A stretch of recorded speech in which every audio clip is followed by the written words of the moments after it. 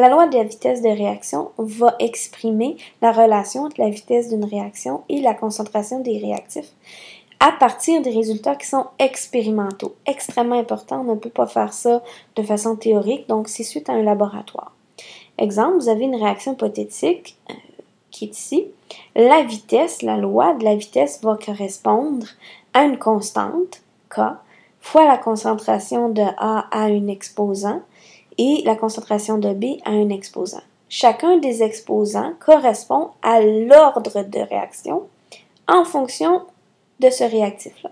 On observe deux choses ici qui est très importante.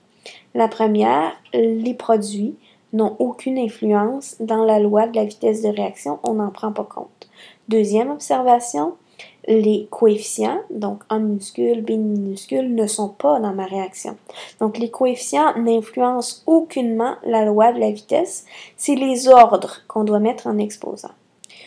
Troisième chose qui est importante, la loi des vitesses de réaction, elle prend uniquement en compte les réactifs sous forme aqueuse et gazeuse. Pourquoi? Parce qu'on la prend en fonction de concentration. Et j'ai pas de concentration dans mes liquides ou dans mes solides, alors je peux pas calculer la loi de vitesse en fonction de mes concentrations, si j'ai un solide ou un liquide, donc seulement des gaz et des substances aqueuses. Maintenant, si on regarde la constante de la vitesse K, quelle est l'unité de la mesure de K? C'est ce qui est un petit peu compliqué dans ce concept-là, c'est qu'elle varie. Dépendant de l'ordre de mes réactifs, K va avoir une valeur qui est différente parce que la vitesse est toujours en mol par litre seconde.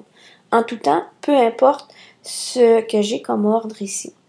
Alors, ici, si j'ai un ordre de réaction de 0, ma vitesse correspond à K. Parce que j'ai un ordre de 0, donc à la 0 et à la 0, ça va faire fois 1. Donc à ce moment-là, ma vitesse correspond à ma constante de vitesse et mon unité de mesure de la constante va être en mol par litre seconde puisque c'est un équivalent.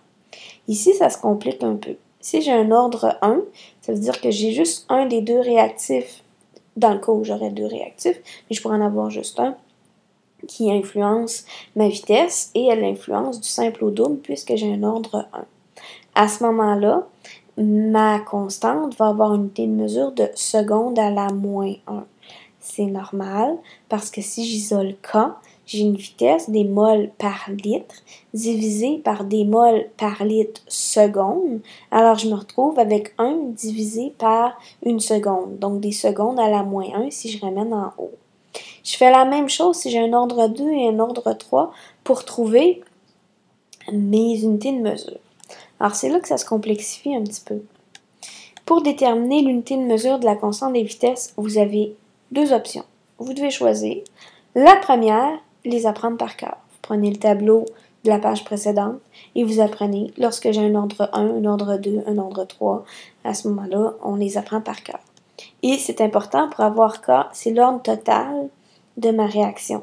Donc, j'additionne mes exposants pour avoir mon ordre global.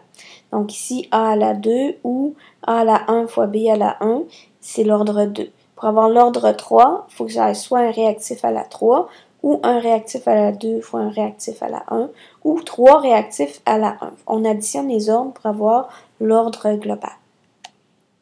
Deuxième option, vous écrivez la loi de la vitesse et vous déterminez la constante à partir des unités de mesure. C'est ceux qui sont bons en algèbre et moins bons par cœur.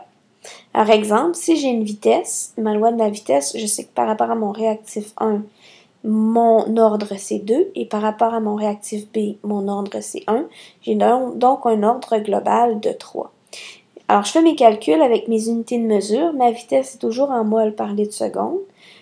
C'est égal à K fois la concentration de A, donc mol par litre à son ordre 2, fois la concentration de B, les mols par litre, fois 1, à l'exposant 1. Il nous reste à isoler tout ça, donc mon exposant 2 va aller à l'intérieur de ma parenthèse. Je multiplie tout ça, donc je me retrouve avec des mols à la 3 fois des litres à la 3.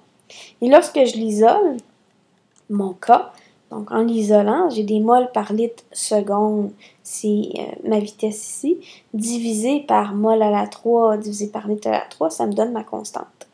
Alors, l'unité de mesure de ma constante, c'est des litres carrés par mol carré fois seconde. Je le retrouve comme ça aussi. Vous pouvez l'apprendre par cœur ou vous pouvez faire la démarche qui est plus longue, mais si vous êtes mal pris, peut vous dépanner. C'est important d'avoir la bonne unité de mesure de la constante de la vitesse.